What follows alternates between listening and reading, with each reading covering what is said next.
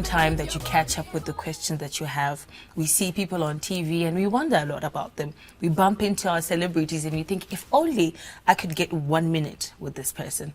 Welcome to Exclusive Interviews. My name is Erica Ndoro and today we're talking to Ammara Brown. And I'm super ecstatic because it has come to my attention that really and truly there can be a lot that you don't know, but that's why we get exclusive. Ammara, thank you so much for joining us. Thank you so much for having me, Erica. You are so delightful to look at. I've watched you on stage, I think twice, once actually, and I've just seen your material online, and I always think to myself, the energy. Where do you get the energy and the happiness from always? Like you're always up to the time. Wow. I think that some things are God-given. Yeah. They're intrinsic spiritually. I feel so happy when I'm performing. Like, it's my sacred space. It's a place of joy. It's my gift to the world, and I think that energy also is infused with the music that we make, and getting to share that with the world, that's a privilege. Please, can you take us back to growing up, Ammara Brown, discovering your talents, nurturing them, the help, the lack.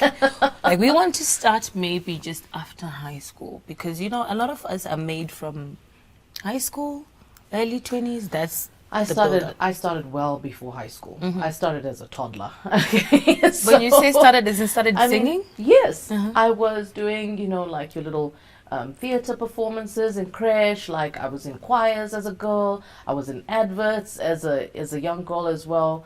The first time I got to work with Uncle Oliver, I was 9 years old.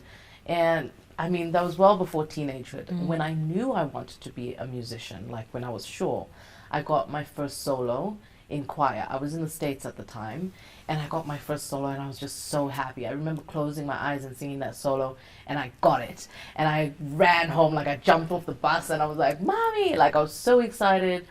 And I was like, I got the solo. And she said, oh, congratulations. And I said, yeah, but that's not all. I want to be a musician. Yeah. And she said, yeah? I said, yeah. And she said, okay. And she was at every talent show. My first studio session, my mom paid for it. My mom is late now, but she was just the most wonderful, supportive mom a mother could be. My dad also knew that I loved to sing. And I remember sending home like my first demo, and he was just so proud of me. And, so I was very blessed in that regard to have two parents who respected my craft and understood where I wanted to go with it, and they did everything in their power to support me in that way. I like that for you, because it's hectic to try and explain to people what it is you know about your own life, especially at your young age. You say, thank you for the mathematics and everything, but I want to sing. Yeah. So that was good for you. You said Uncle Oliver, and I'm just like, who's that? Then I remembered Dr. Oliver Mtukudzi. And a lot of people don't get to say Uncle Oliver. Take us through growing up around just celebrities and the famous people, your dad being Andy Brown, and did that mess with your head a little bit? I didn't get it at first. Yeah. Like, to me, family time was like being on a stage. That was family time to my dad. Like, we were rehearsing, like, making music. That was family time. So some of you, you go to rugby games.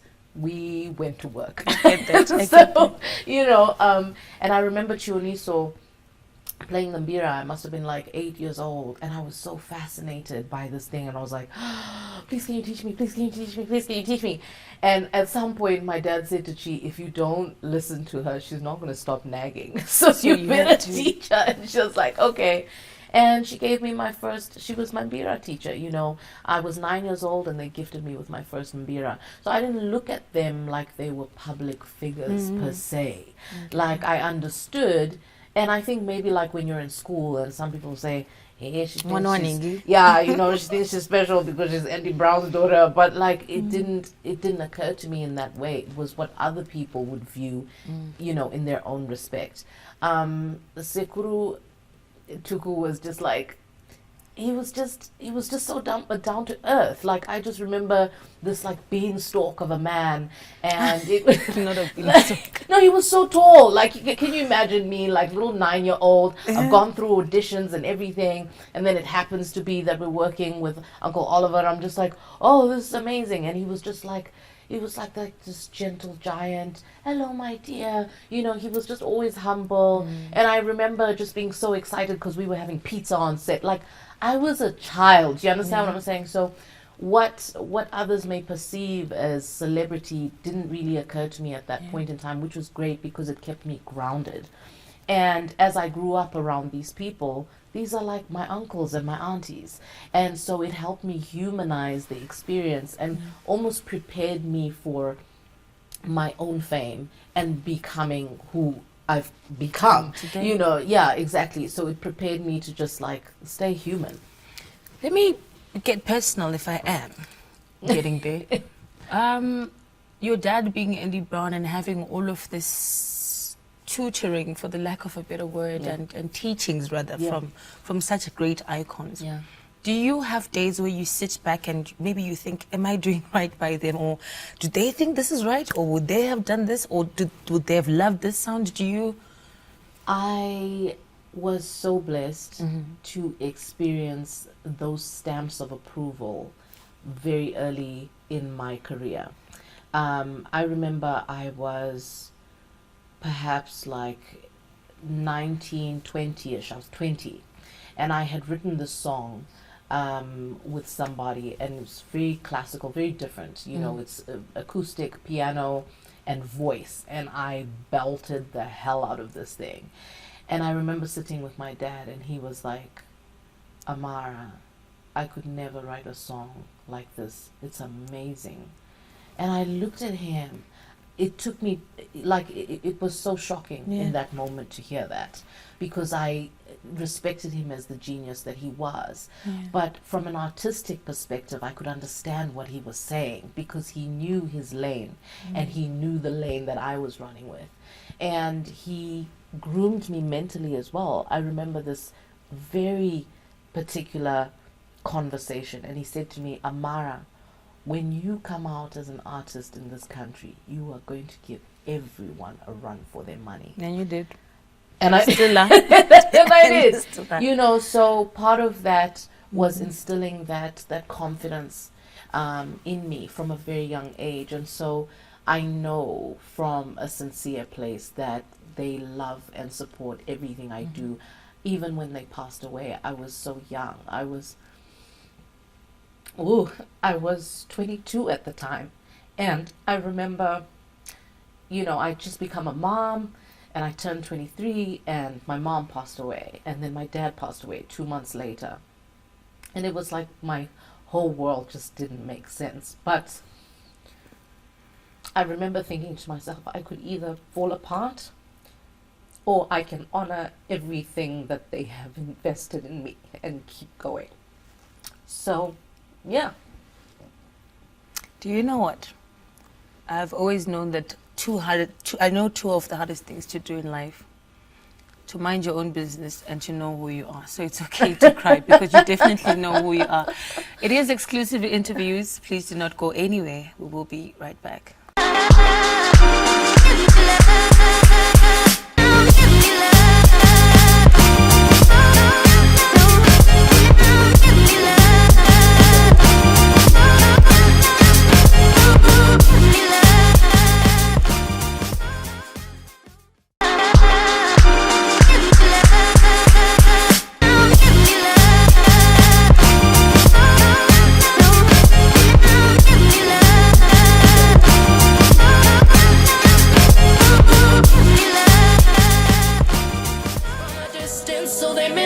The deep things, the real things, baby. Strip me of my fortunes, strip me of my fame, strip me and you'll find the most glorious things. When will you close your eyes? You'll see me. Close your eyes, open your mind. You'll see me.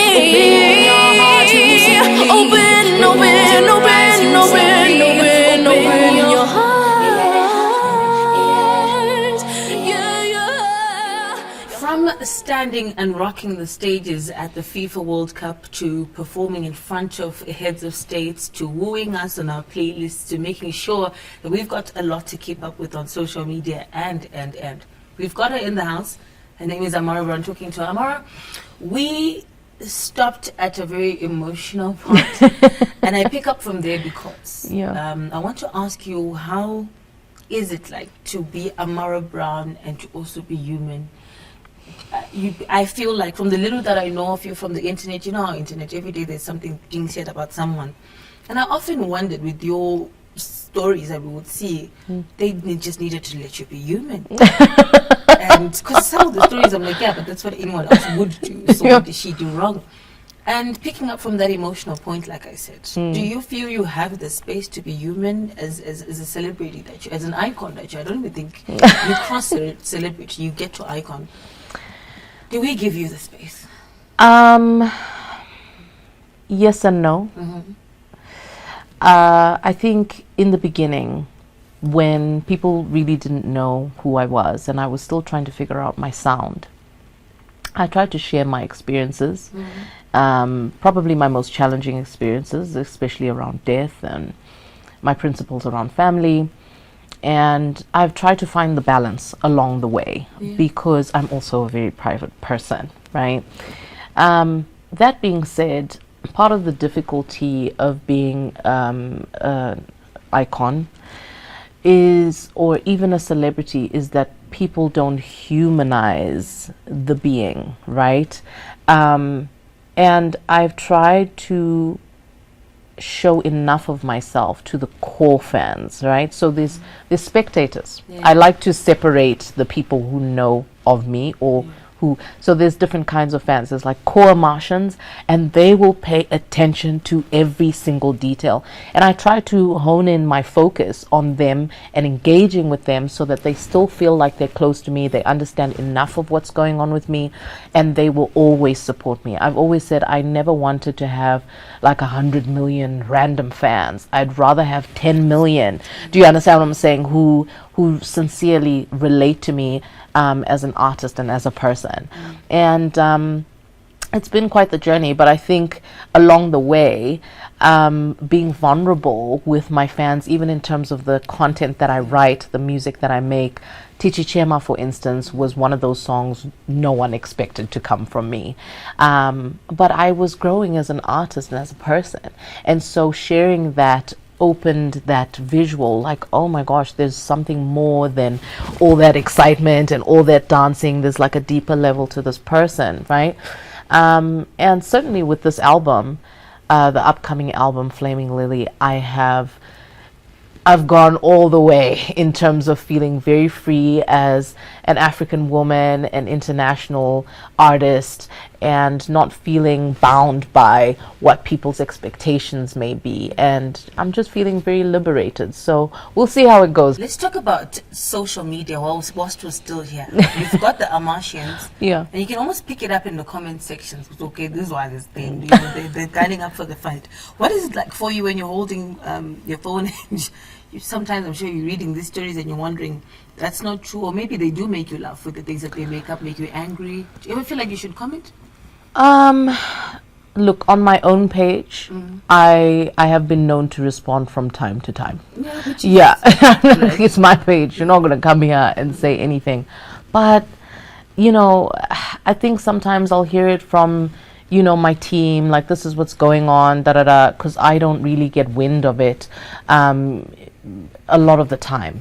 I think there's moments where it's so absurd that you can't ignore it. There's moments where I was just like, oh my gosh, I need to respond to that because that's so far-fetched. But there's also moments where I'm just like, where do they even, like, they're just looking for me, man. Share with us on the post. Share with us the one time that you were really like, okay, that's really too much, and the one time that you laughed it off, like, okay, no, this one I won't pay attention to. I remember there was a rumor where they were saying I was dating somebody I hadn't even met. Like, I didn't even know who it was. And it was some, like, really important person. But I literally asked my manager, like, I didn't know who he was. I was like, who's that? And she's like, oh, he's the so-and-so of whatever. And I was like, where do they get that from? Like, that's crazy. I didn't bother. Like, you know, there's just things that are so ridiculous. And but a time that I did respond was this image. I was actually stretching post my workout, right? And I posted this video where I was stretching, and they took that image and they removed my clothes and created like this whole AI thing where I was naked. And I was like, what the hell is this? That's when I did respond. I'm just like, you guys are working hard, huh? You're going through AI to do what exactly? Yeah, you know, so yeah, there's times where I'm just like, man. Let's talk about team. You keep mentioning your team, and Yeah. I'm sure apart from the Amartians, you've got your team. Yeah. I'd like to think of them as your family, because these are Yeah. the people that know Yeah. the stuff. Yeah. How do you pick that out? Or how did you pick your family out? I don't. I'm moving away from the word team. My professional family. Yes. How did I pick my you know, it's been very interesting because along the way we've had personal relationships as my career has grown. So the Duke of Amasha, for instance, we call Muta the Duke of Amasha. He has been at the shows since Ameno 2013. Like, you know, we met at Chioniso's house. He was Chiedza, my late sister Chiedza, is one of her best friends. And so he caught on to me then, and we became good friends, and he was such a fan. Fast forward to all these years later, he's now assistant manager. My manager, Chidomu Sasiwa, was somebody who was best friends with Chi. I knew her through the grapevine. And around the time that we were creating Amasha Ignite, we had a concert at Glamis Arena, but we needed an agent on the ground. We needed somebody who knew the industry, la da da da da. And I just like felt drawn to her as a person. Like when she would speak, there's something about female managers. I really must say this. There's something very distinctive about female managers. They understand you as an artist in a different way that I have not experienced male managers understanding the same dynamics. And so it was this perfect balance of professionalism and her humanity. And she's just a beast in her own right. So when we've come together, it's just been like, right now obviously the team has expanded because we've got so much going on, but I like to think it's divine intervention and alignment. I like that. There's something about speaking to people, and you always get that they appreciate that there's a bigger hand at work. And we will be getting more into that when we come back. It is exclusive interviews. Please do not go anywhere. We will be right back.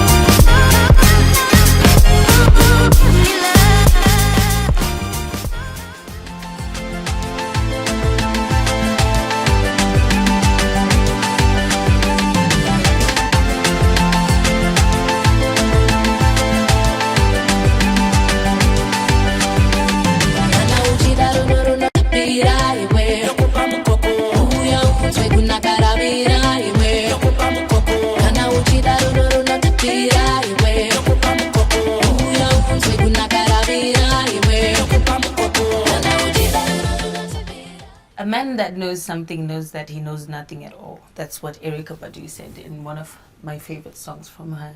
And I like that you keep giving back from your experiences into this conversation. You're not holding anything back, because we like to learn. And we like to also humanize our, celebrities, our icons, because we don't know you guys. We just see you guys on Instagram, and then that's it. Yeah. So whilst you're getting exclusive, I picked this up from the internet, so I stand to be corrected. You're married now? I'm about to be married. I like that. In a month, actually. Okay. As a celebrity, being married, do you ever when you meet the person that you date, do you ever think, are they asking me out, or are they asking Ammara Brown out? This is I'll tell you how I met my fiance. He was a fan. He is from Norway, okay, but he was based in Zimbabwe in 2016. We met outside of my show at Seven Arts. I was heading to another performance, and he was like, please, can we get a picture? He had brought his friends, his colleagues, like he was just a fan. And that was it. We took a picture, and he was working with Doctors Without Borders, and he sent me a DM asking if I could get into some work with them for a GBV campaign. I did not see this DM for 8 years, okay? No, I'm sure now you're like, I could have been married 8 years no, ago. no. Actually, we talk about it now, Yeah. but like I said, things are divine alignment, right? Some things are divine alignment in the sense that we needed to grow as people to True. become who we are today. And so fast forward to a few years ago, I was touring in Australia, and I was literally recording like the clouds as I was on a flight between Melbourne and Sydney, I think. And I was like, God's artwork is so beautiful in the caption. And he responded, he said, that caption should have had a selfie. And I was like, who this? Oh my God, who's this? And I went into my DM, like, that is so charming. Like, what? There's this handsome man, and I'm like, oh, okay. Oh, wow, I was not expecting that. And then a you see few the months, message from. and then I see the message from before, and so we started talking, and it was the most effortless conversations I've ever had in my life. And fast forward a few months later, we were a couple. A few months after that, he moved across the world to be with me. And one of the things that we discussed along the way was, are you in love with the idea of Ammara Brown, or is it me? Yeah. But mind you, at this point, we're communicating so much about every single aspect of my life. He spoke to me like a human being. I used my spirit in this regard because your brain can sometimes not differentiate between your intuition and your insecurities. And so you get what I'm saying? Like, and at that time, I was a bit more refined in this regard. Like, I need to lead with my intuition here. And that was a blessing within itself. And so, yes, he was a fan, but he humanized me from the jump.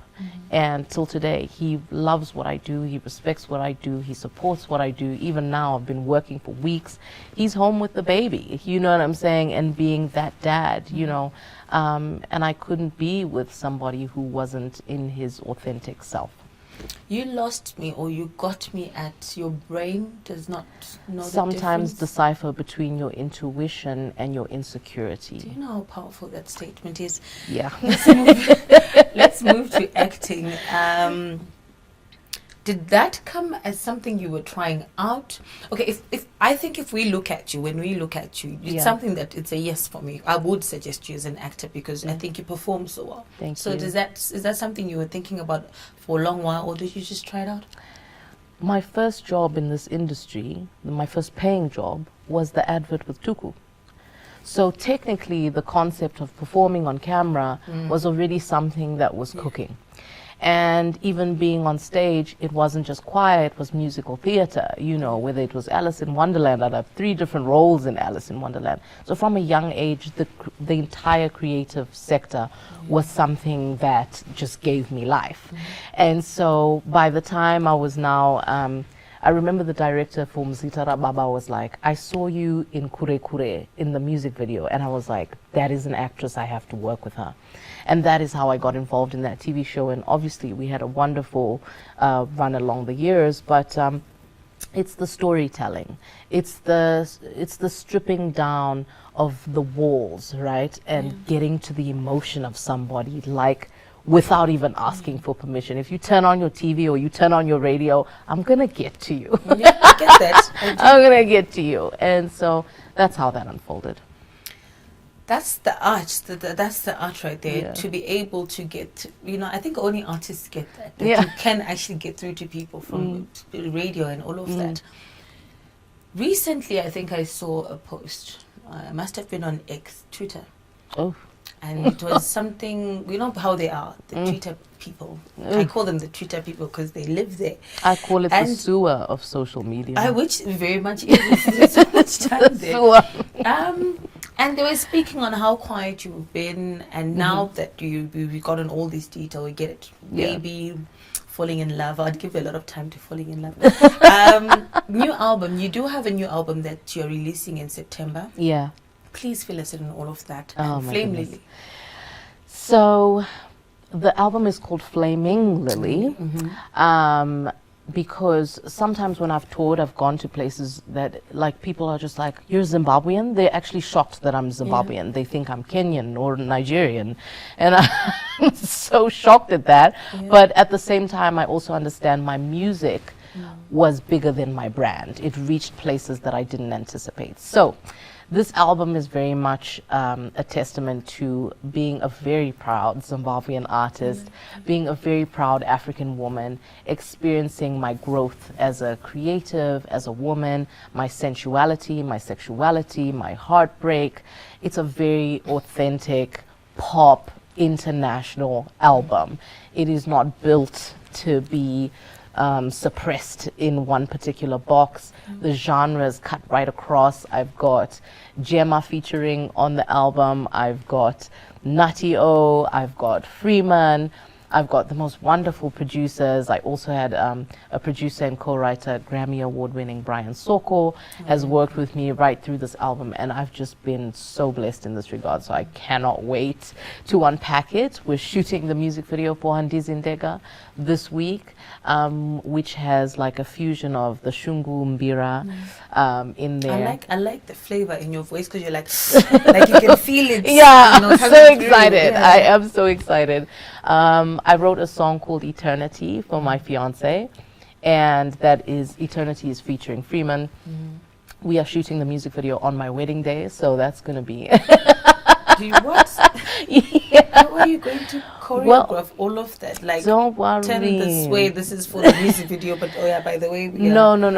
They're just gonna pick up. They're gonna pick up what is already existent, and we will shoot certain things that are already happening on the day. Like, I'm not trying to bend over backwards, but I want something that is authentic to the love And you're story gonna that get that, exists. yeah. And yeah, it's gonna be perfect place to get wonderful. that. Album launch is September 5th, so we are super excited. There's this thing that we have as people of not wanting to take a break because we are scared people are going to forget us. So even a break in a relationship, like if I take 1 week off, they're going to find someone new. So I can imagine what it's like being the icon that you are. But you took a break. Were you scared that you're going to lose relevance? Because I'm sure there are other artists like, I just need to be a mom, but my music. I don't recall feeling like I might lose relevance. I think by that point in my career, I had already established my brand and solidified who I was in the creative industry. That being said, I was afraid to lose momentum. So when I became pregnant, and my fiance likes to say, oh, well, it was a part of the plan, just ahead of schedule. The doctor, I nearly lost the baby. And the doctor said to me, if you don't stop working, you're going to lose this baby. And so that was it. I had no choice. I had to be put on bed rest. And you're faced with that decision, like, is it my work or is it my family? And the choice is family for me. It was very simple. It was heartbreaking because I was so excited about everything that was happening with the album. But my hands were tied, and I said, you know what? Let me look at this as an opportunity as opposed to a crisis. Yeah, I like that. So in the process of having my pregnancy and just how difficult it was, I lost my voice, by the way. How scary is that? That was wild, but it had happened in my first pregnancy, so I just didn't expect it would take this long, because your first pregnancy and your second pregnancy are different, girl, okay?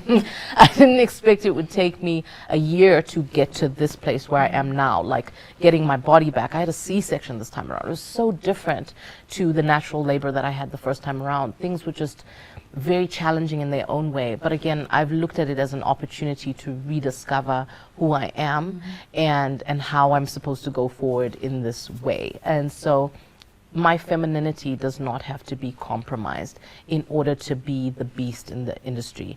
And I think a lot of women probably need to hear that out there. It's okay. Take a moment of pause. It takes so much energy to create human life and be a wife and be a mother and run a household and work your career. You will figure it out, have faith in yourself, and give yourself grace. And this is what I've tried to do. I'm still climbing up that ladder. I'm still working it out, but I'm very determined to get it right. And I've never been so happy in my life. You look it. I look very I wouldn't change happy. it. You look very happy.